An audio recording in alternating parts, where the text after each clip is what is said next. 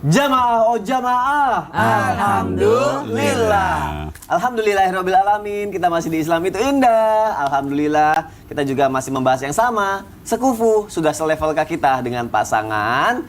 Nah, aku kepikiran banget deh dari tadi Ustadz Syam. Bener-bener kepikiran. Tadi Ustadz Syam kalau nggak salah bilang apa? Laki-laki yang baik jodohnya tuh mungkin bisa sama perempuan yang baik gitu ya? Apa gimana tadi itu ya Ustadz Syam? Kalau tadi kita bahas tentang di mana kita berada, biasanya kita akan dipertemukan di tempat itu juga. Di tempat itu juga yang baik-baik juga kalau kita tempatnya yang baik gitu ya.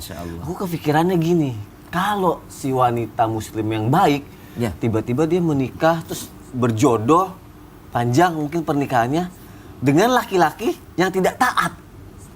Itu sejatinya sekufu juga Pak, enggak sih? Kalau seperti itu Ustaz, mohon penjelasannya Ustaz. Bismillahirrahmanirrahim. Guruku Ayahanda Habib Nabil, Ustaz Maulana, Mas Soni serta guru-guru kami yang dimuliakan Allah Subhanahu wa taala. Ba'da naqul a'udzu billahi minasyaitonir rajim. Al-khabithatu lil-khabithina wal-khabithuna lil-khabithat. والطيبات للطيبين والطيبون للطيبات. Dalam surah An-Nur ini biasanya dikutip untuk menyatakan bahwasanya perempuan yang kurang baik itu biasanya bertemu dengan laki-laki yang tidak baik juga. Begitu pula sebaliknya, laki-laki yang tidak baik akan bersama dengan perempuan yang tidak baik juga. Kemudian perempuan yang baik akan bertemu dengan lelaki yang baik, dan lelaki yang baik juga bertemu dengan perempuan yang baik juga. Maksudnya adalah kita akan bersama dengan golongan-golongan kita. Seseorang mungkin yang biasanya kumpul dengan anak-anak kajian atau anak-anak pondok misalnya, biasanya santri biasanya nyarinya anak kiai gitu, nyarinya juga santriwati biasanya. Kalau misalnya dia bertemunya di satu sekolah, biasanya carinya di sekolah itu juga gitu.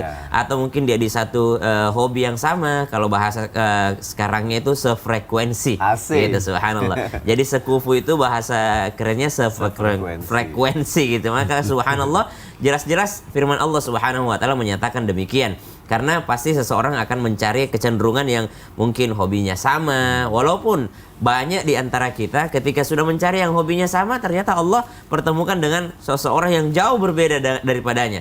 Dan itu adalah sesuatu yang mungkin para ulama membahasnya. Sebenarnya kriteria sekufu ini dalam hal apanya sih yang kita lihat gitu. Jadi kita mesti membahas ke belakang. Kriteria sekufu ini atau sederajat ini atau sepadan ini dari hal apanya yang kita lihat. Dari 4 mazhab ini mereka ya hampir mirip-mirip sama. Ya, yang pertama daripada nasabnya, kemudian daripada strata sosialnya, dia merdeka atau dia budak kalau zaman dahulu, kemudian daripada agamanya gitu. Namun ternyata bisa dikatakan bahwasanya bukan berarti satu ilmu agamanya bagus, satu kurang bagus ilmu agamanya, mereka tidak sekufu, bukan berarti demikian. Ada juga mereka yang mungkin berbeda, satu lulusan pesantren misalnya, lulusan pondok, satu bukan lulusan pondok tapi sama-sama Islam, ya sama-sama menyembah Allah Subhanahu wa taala. Bisa jadi tidak sekufu dalam hal ilmunya, tapi mereka akan saling melengkapi di dalamnya. Bisa jadi mereka saling mengungguli dalam hal ilmu agamanya, tapi mereka akan saling melengkapi dalamnya. Misal tidak sefrekuensi, satunya mungkin hobinya apa, matematika misalnya, satunya sangat tidak menyukai matematika. Apakah mereka tidak sekufu? Bisa jadi memang tidak sepadan dalam hal ilmu ini, tapi mereka saling melengkapi di dalamnya. Bagaimana jadinya kalau dua-duanya tidak suka matematika? Gitu. Jadi ada satu yang saling melengkapi keduanya. Subhanallah. Maka ketika dinyatakan ayat demikian, kalau ada orang yang laki-lakinya tidak bagus, perempuannya tidak bagus, ya ada contohnya Fir'aun dan Asia. Atau perempuannya tidak bagus, laki-lakinya bagus, ada contohnya Nabi Nuh dan Nabi Lut alaihissalam. Tapi ternyata itu semua ada hikmahnya dari Allah Subhanahu wa taala. Mungkin bersama di dunia, namun karena kesabarannya. Karena perempuan kan tidak bertanggung jawab atas suaminya. Selama dia sudah mengingatkan, udah mas, sholat mas, papa sholat pak, tapi dia tidak sholat juga, maka itu udah bukan urusannya si istri lagi. Ya, selama istri itu bisa menjaga keimanannya, maka selama itu juga dia aman di mata Allah Subhanahu wa taala. Allah taala. Berarti kalau bisa kasusnya seperti itu, istri tetap menjaga keimanannya sambil mengingatkan suami kalau bisa gitu ya. Kecuali kalau laki-laki, kan laki-laki pemegang nih. Laki-laki pemegang. Tidak bisa lagi dia didik istrinya. Bagaimanapun caranya malah direndahkan, malah diapakan. Ya, Islam juga tidak menutup pintu perceraian tadi. Asal kalau tidak sesuai syariat berarti jalannya. Masya Allah. Terima kasih Ustaz Syah untuk penjelasannya. Semoga yang menikah semuanya baik-baik saja, rumah tangganya amin, dikaruniai anak yang soleh-soleha. Masya Allah, amin ya rabbal alamin.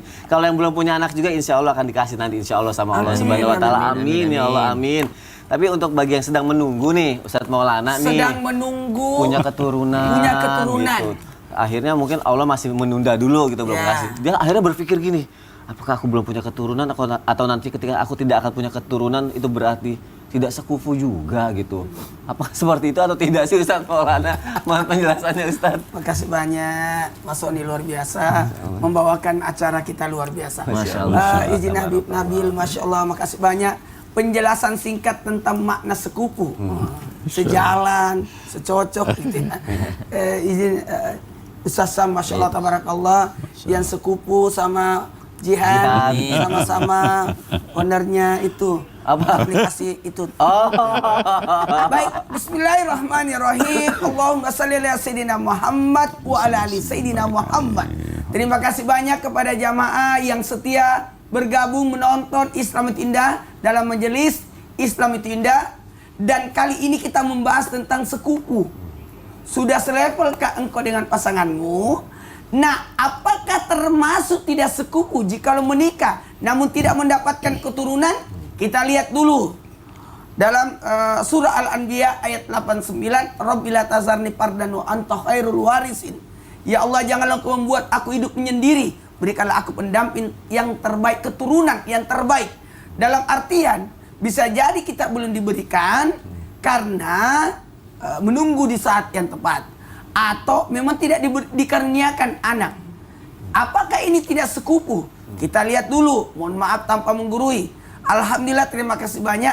Di era teknologi hari ini, di era yang luar biasa, masing-masing pasangan sebelum menikah harus periksa dulu.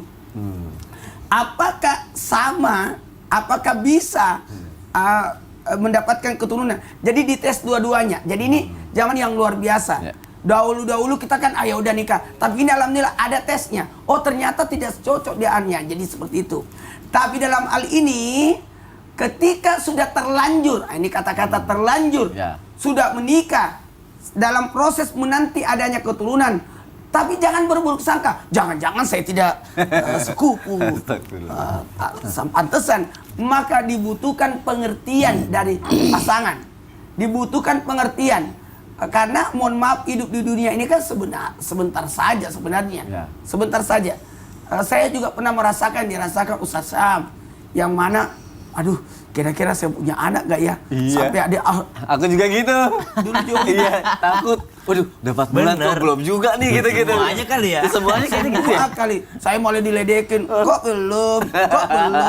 belum? Saya bilang, ini Allah lagi menjaga saya. Karena kan tidak ada angin, tidak ada kabar, tiba-tiba saya menikah. Banyak orang mencurigai saya. Loh, Ustaz kan tidak pernah bawa perempuan, tiba-tiba dia menikah. Nah, seandainya langsung punya anak, aku jangan kena fitnah. Untung ada jaraknya. Aman. Tapi deg-degan juga sih. Nah, makanya dibutuhkan dua, kesabaran dan ketaatan. Kesabaran dari pihak laki-laki dan ketaatan dari pihak perempuan. Disinilah ada namanya setia. Setia. Mendampingi pasangan, mendukung pasangan untuk bisa berobat, untuk bisa sama-sama. Makanya kecocokan serta ujian dan kebaikan dari pasangan itu. Masya Allah. Maka sekufunya di situ. Sekufunya di situ. Sekufu dalam kesabaran, sekufu dalam ketaatan, sekufu dalam ujian.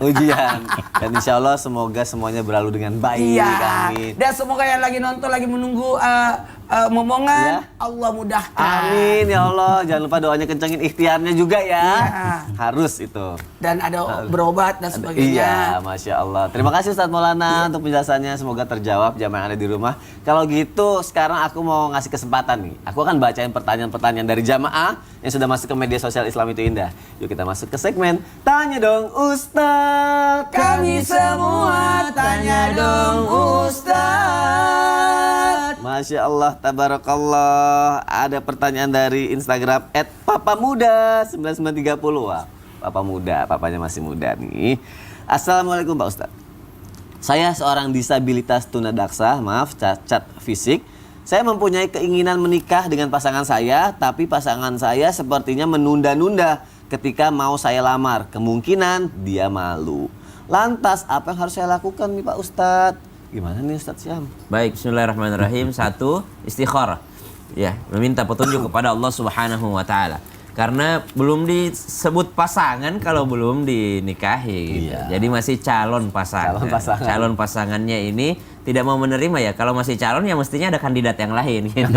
Jadi kalau calon itu kan nggak mesti satu kandidat, ada kandidat yang lainnya. Maka tentu saja apa yang harus kita lakukan untuk Bapak muda, yang pertama tetap minta petunjuk dari Allah Subhanahu wa taala, istikharah. Istikharah itu bukan hanya di antara dua pilihan. Ini kan udah di antara dua pilihan. Maju lanjut terus atau saya cari yang lain nih gitu. Betul. Jadi bukan hanya ada 2 calon atau 3 calon atau 4 calon, 1 calon pun itu masih diistikharahin. Kenapa? Istikharahnya bukan mau calon yang lainnya, tapi maju atau mundur nih saya nih. Karena saya sudah ingin melangkah ke jenjang yang halal, tapi ternyata ditunda-tunda terus. Kalau semakin lama ditunda, mudaratnya semakin besar karena terbuka pintu-pintu perzinahan di sana. Maka subhanallah, istikharah itu yang harus dilakukan. Yang pertama. Yang kedua, kekurangan yang dimiliki yang disebutkan tadi itu nadaksa, itu adalah bukan sesuatu yang menjadikan seseorang minder akhirnya. Ya, kita bisa melihat sebuah kekurangan itu menjadi sebuah kelebihan. Di luar sana ada kok nanti yang akan menerima. Ya, di luar sana Allah akan kirimkan orang-orang. Ya karena itu kan relatif ya, relatif. Kecuali mungkin ada sesuatu yang berbahaya bagi keturunan. Misalnya dia punya penyakit yang berbahaya bagi orang lain, maka ini ya memang kita wajib untuk diperiksakan sebelumnya. Banyak juga ya contoh-contoh di luar sana yang berhasil juga kok, walaupun berhasil, ada perbedaan-perbedaan. Bahkan gitu. ada orang menikah, suaminya tunanetra, istrinya tunanetra, anaknya bisa melihat. Ih, Masya Allah, tabarakallah. Jadi semangat ya, minta sama Allah ya jamaah. Semoga terjawab ya. Terima kasih Ustadz Syam untuk jawabannya. Kalau gitu aku bacain deh pertanyaan selanjutnya dari Instagram hamba Allah. Assalamualaikum Ustadz. Saya anak satu-satunya di keluarga saya dan ayah nyuruh saya untuk nikah cepat dengan orang yang dia jodohkan. Sebenarnya saya tidak suka dengan dia karena dia suka males-malesan dan tidak pernah sholat. Sebaiknya saya gimana Ustadz? Apakah tetap sama dia walaupun sekufu tapi tidak taat? Wah, ini akan dijawab melalui tausiah ya, jamaah ya, oleh guru kita Habib Nabil. Silakan Habib. Baik, izin Ustadz Maulana, Ustadz Syam. Bismillahirrahmanirrahim. Alhamdulillah wassalatu wassalamu ala sayyidina Rasulillah wa ala alihi wa sahbihi wa mawala. Para pemirsa yang dimuliakan Allah Subhanahu wa taala. Tadi dalam segmen sebelumnya saya menjelaskan tentang makna daripada kufu ya di dalam bahasa Arab dalam fikih. Yang kali ini saya ingin sampaikan, tadi Ustadz Maulana sudah menjelaskan panjang lebar ya tentang masalah orang yang tidak bisa melahirkan ya. Kemudian juga Ustadz Syam tadi menjelaskan tentang cacat. Saya ingin menyampaikan bagaimana pandangan madhab-madhab tentang masalah kufu ini. Jadi kalau kita melihat di dalam misalnya salah satu contoh madhabnya Imam Malik, madhab Maliki itu menyatakan kufu itu 2 hal ya. Yang pertama adalah kufu dalam masalah agama ya. Tadi udah dibahas panjang lebar ya sebelumnya. Kemudian yang kedua, kufu dalam masalah kesehatan. Ya, kalau kita bertanya, kenapa sih fikih ini ngurusin begitu? Kan kita ridho, nggak apa-apalah misalnya dia seperti itu. Fikih itu anak-anakku sekalian bukan bicara perasaan, tapi dia bicara hukum. Ya, artinya apa? Contoh ketika sudah sekian lama misalnya menikah, tiba-tiba pasangan kita itu menyembunyikan cacat yang kita tidak ridho. Itu dalam fikih dia berhak untuk talak, untuk mengajukan cerai kalau dia wanita. Kalau laki-laki dia berhak untuk menjatuhkan talak. Itu fikih, kebutuhan fikih itu begitu. Nah, jumhur ulama artinya 3 madhab. Madhabnya Imam Syafi'i, madhabnya Imam Abu Hanifah, madhabnya Imam Hambali, Ahmad ibn Hanbal, itu menyatakan, kalau madhab Hanafi menyatakan ada 6 syarat dalam kufu. Madhabnya Imam Syafi'i menyatakan 4 syarat. Madhabnya Imam Hambali yaitu menyatakan, Imam Ahmad menyatakan ada 5 syarat dalam kufu. Tapi mereka sepakat dalam 4 hal ya. Pertama adalah dalam masalah agama ya, kedua dalam masalah pekerjaan, yang ketiga dalam masalah status sosial ekonomi, dan yang keempat di dalam masalah nasab ya. Jadi 4 hal itu. Nah, dalam kaitan tadi yang ditanyakan oleh anakku, bagaimana tadi orang tuanya menjodohkan, lalu kemudian terus malas-malesan tadi ya. Malas-malesan, nggak pernah sholat. Nggak pernah sholat, Masya Allah. Jadi hadirin wal hadirat ya, bagi orang tua semua hati-hati dengan satu hal ya, bahwa Rasulullah SAW itu mewajibkan satu kufu ya. Jadi dari semua jenis kufu yang tadi dikatakan, sisanya semua mustahabbah ya, disukai, diinginkan, tapi ada satu yang wajib, yaitu kufu dalam masalah agama. Jadi kalau tadi dikatakan kufunya orang yang yang baik agamanya itu dengan orang yang baik juga agamanya. Jangan sampai misalnya orang nggak sholat. Orang nggak sholat itu, mazhabnya Imam Ahmad menyatakan orang nggak sholat itu kafir, gitu ya. Bisa keluar dari Islam. Gitu. Sementara Imam Syafi'i menyatakan tidak, gitu ya. Tapi itu dosa besar, gitu ya. Jadi sebagai orang tua kita, bapak atau ibu, jangan jodohkan anak kita sama agamanya nggak bagus. Mau dibawa kemana mereka? Dibawa ke neraka, gitu ya. Nah jadi itu naudzubillah. Mudah-mudahan kita jodohkanlah dengan yang baik agamanya. Demikian Mas. Si anak kasih lihat tayangan Islam itu Indah ini sekarang nih sama orang tuanya, mungkin gitu. Orang tuanya suruh nonton. Kalau sekufu agama itu tidak ada kompromi ya. Tidak ada kompromi karena perintah. Fadfar bidatid din taribat yadak. Hadisnya kalau begitu. sekufunya dalam al-materi masih bisa diperbaiki. Masih bisa. Masih sangat bisa. Kalau sekufulan hamba Allah kayak kita. Sekufulan enggak tuh?